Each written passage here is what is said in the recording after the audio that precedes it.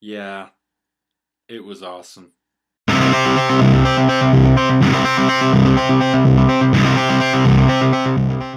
So today at the Sundance was, oh, so fucking cool. But we'll get to the cool part later. First, we have to do with all the other shit that happened in the day. So first off, I got up way later than I intended to because I went to bed way later than I intended to, which I'm probably going to be end up doing tonight again because I'm just not really good at managing my time, as it turns out. I went to the panel at the Filmmakers Lodge. It's on moving the masses, and it was about the movements, the activists, and the protests that have been so popular these last couple of years, and how they've really turned things around. It was a very interesting panel.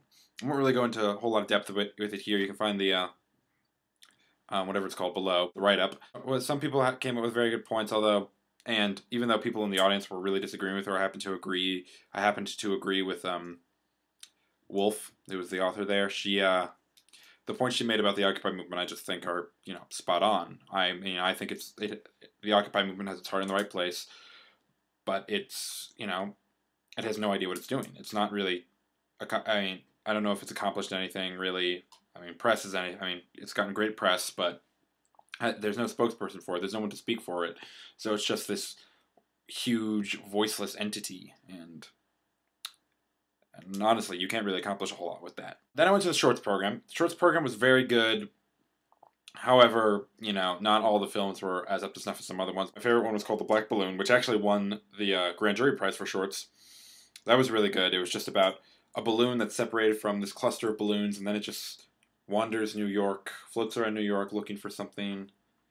It was actually really, really touching, really beautiful, and that balloon is just as much of a character as any other person in any other film, and that was really well done. My other favorite one in it was called 92 Skybox Alonzo Mourning Rookie Card. It was about two brothers who squabble and fight at a funeral due to one brother's childish antics. The title comes from the fact that he wants to find his 1992 Skybox Alonzo Mourning Rookie Card because he thinks it'll go for a lot of money. Also really good. It had built up a very believable relationship between brothers, and it was also just really funny. The others weren't all that great because they ended too soon, if you ask me. I agree. I get that they're short films and they can only show so much, but like a lot of those stories just seemed unfinished to me. But it didn't really matter because then it was what, and it was pretty much the most amazing thing ever. It was just Jogo up on stage talking about the audience, talking about the projects they were doing, talking about independent movies, showing stuff they were done, and at the end he played songs, and it was incredible, and it was funny and entertaining, and oh god, it was so good.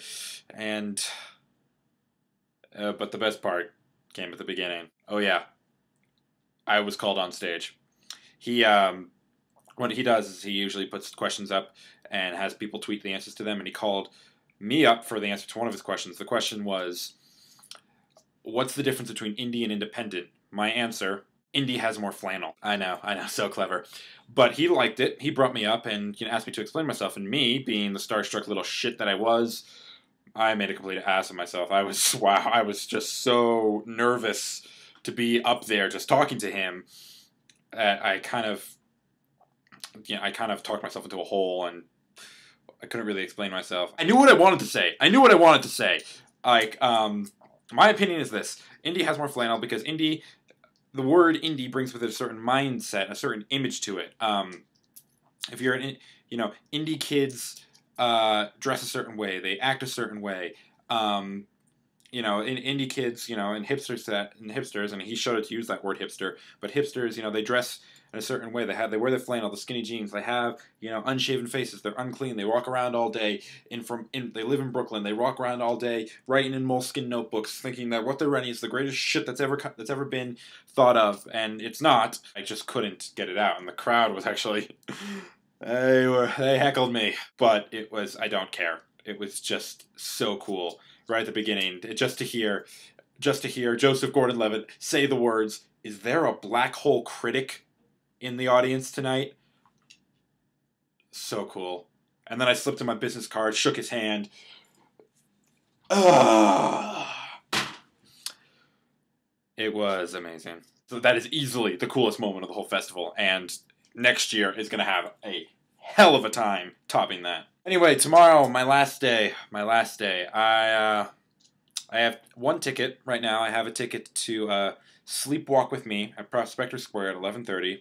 So I'm probably going to be going to sleep as soon as I upload this. And then I'm going to go get in line, waitlist for The Words, which is an absolutely loaded cast full of celebrities, and it's a premiere. So I don't really know. I'm not too hopeful about that, but I'm hoping that since it's the end of the festival and a lot of people have probably gone home, that I can get into it. And then, yeah, after that, there's not much else to do. Sundance. I go back to school on Saturday, and yeah. So you'll probably see some video, like a video here, just recapping the whole experience and everything like that. But not yet. Still one more day of craziness. So tune in tomorrow for that, and I will see you then. Bonsoir.